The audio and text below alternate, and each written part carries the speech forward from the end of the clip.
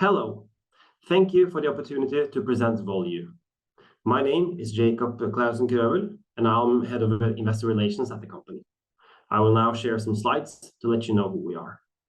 Let me start by giving you a brief overview of who we are. Volue is a green tech company created 3 years ago, but with roots dating back to 1969 as part of a Norwegian research institute. We were asked by Scandinavian energy companies to solve two problems. The first problem was to help improve valuation and forecasting of power production. The second problem was to help the move from analog to digital management of the electrical distribution grid. Today, we would call it digitalization. Two problems, one for power producers and one for power distributors. We researched these two topics for 27 years before we were privatized in the mid-90s. To date, we spent more than 4 billion NOK in R&D, and we're still counting. In a nutshell, we focus on helping our customers capture energy from nature to transform it to electricity that is monetized, distributed and consumed. Over the years, we've also expanded our business into water and utilities, as well as construction sectors. 3 years ago, we created Volue by merging 4 companies to double down on our efforts in enabling the ongoing energy transition. Volue is now the front runner with digital coverage along the clean energy value chain, from monitoring using sensors to realize cash in power trading.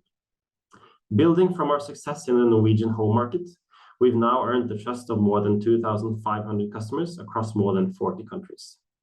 From the financial side of things, our 2022 revenues amounted to 1.2 billion NOK with an adjusted EBITDA of 203 million. Let's take a look at what we've achieved since Volue was established and listed in 2020. We have expanded from the DACH area and grown a significant position in Iberia and Italy. We have established operations in Japan to take advantage of the opportunities following the deregulation of the energy markets. The Japanese market design is built on the Nordic model, which we've helped shape since its inception in the 90s. Also, since listing, we have acquired 3 strong competitors and created a fully integrated organization scaled for growth. Our operating revenues have increased by 37%.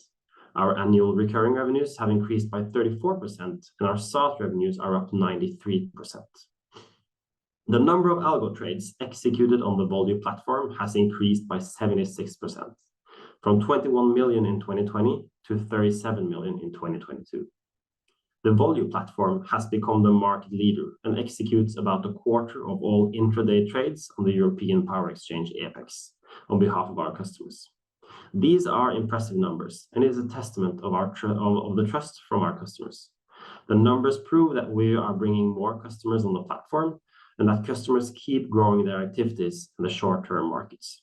Consequently, Volue's offering is critically embedded in our customers' day-to-day operations, which is at the core of our strategy. At Volue, we offer an unrivaled landscape of capabilities, allowing our customers to increase performance in a volatile market. We define the clean energy value chain through 3 steps: analyze, plan and operate, and monetize. For each step in the value chain, our customers carry out a number of activities to monetize power production.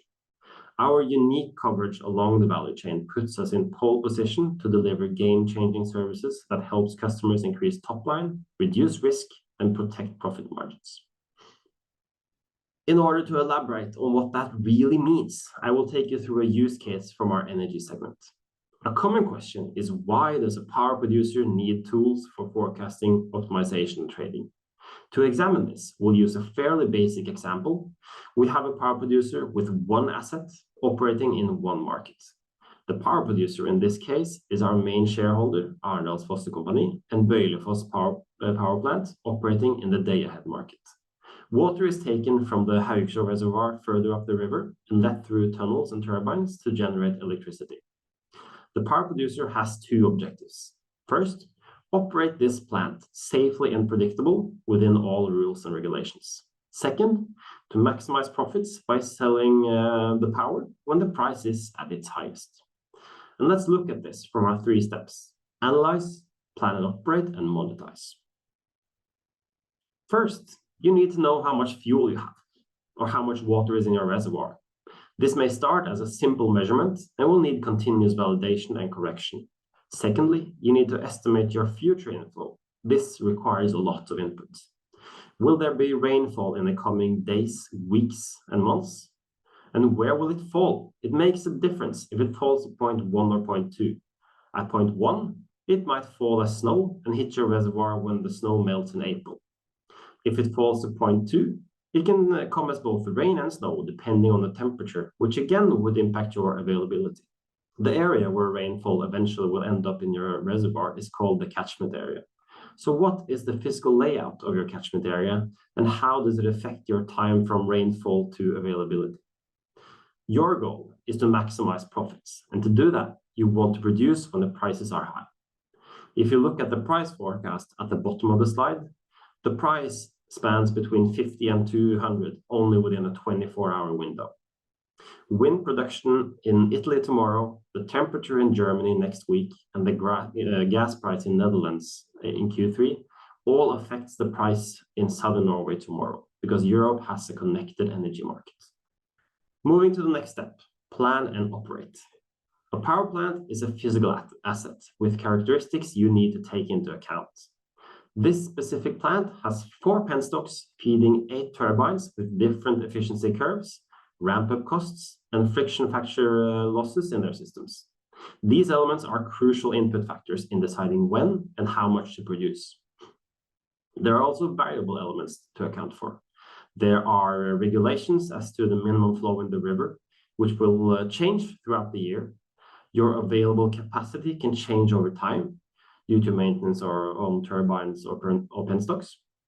Revision stops will also affect your availability. There can be restrictions on your reservoir, maybe on how fast you can regulate up or down, or how low it can be if it's also used for drinking water.